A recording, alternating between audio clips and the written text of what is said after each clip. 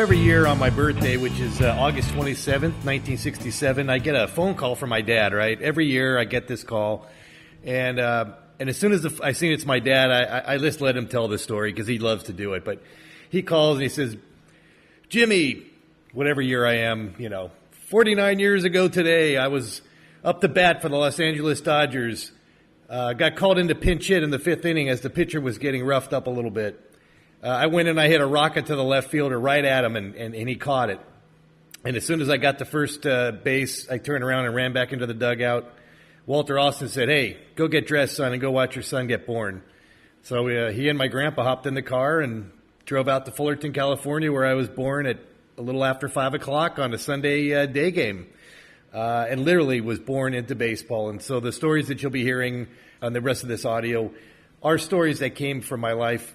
I didn't know any different when I was a kid. I just grew up, and my dad was a professional baseball player, and my grandpa was the GM of the Dodgers.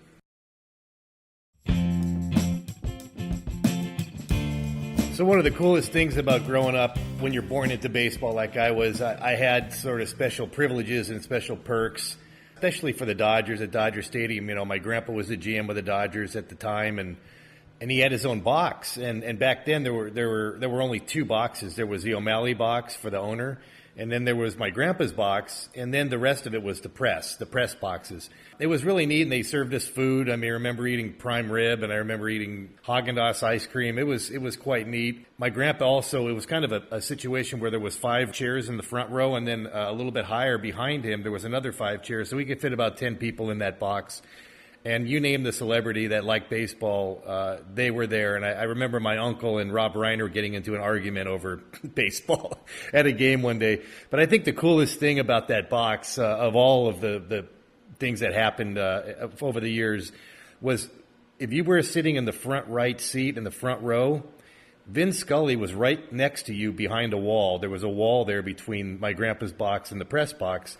And so as a little kid, I would reach my head around, I would lean around, and I would stare, and I'd be 3 feet away from Vin doing a live broadcast. And he'd kind of look over at me and wink, and then behind him I could see the producer waving his hand like, get out of there, kid, and after a while the producer would come over and tell my mom or somebody to sit me down. But, those are some of the most wonderful memories growing up. Before I started actually going down and being bat boy was sitting in that box.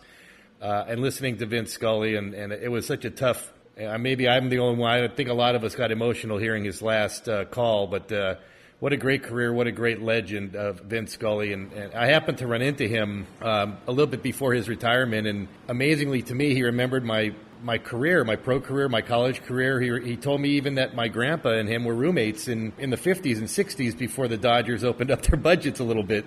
So again, I just feel super privileged to have been able to be that close to such a legend as Vince Scully in that wonderful box at Dodger Stadium. So one of my dad's favorite stories, it goes back into when he was in school at Brooklyn. In Brooklyn, he was like in 3rd grade or something, and it was his turn that week to do show and tell. So at dinner time, he sees my grandpa, and he decides he wants to do show and tell with Jackie Robinson. He wants to have a ball or a bat. He's already written the speech, and he's ready to do the tell part. So my grandpa tells him, okay, yeah, sure, I'll go get a bat from Jackie, or a ball or a glove. I'll try to have something for you for your show and tell. What time is it? And I'll be there.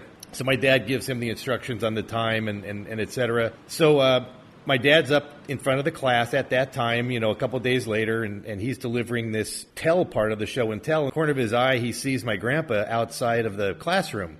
So he goes, oh, my dad's here. Let me go get it. My dad must have the ball or the bat. And my dad always says he was hoping for a bat. So he walks over and he opens the door, and in walks in my grandpa with Jackie Robinson himself. That's right.